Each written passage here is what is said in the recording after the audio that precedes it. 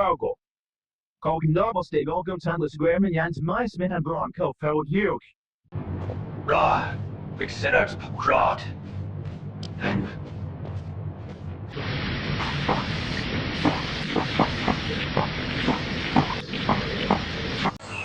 Ha ha ha ha ha ha!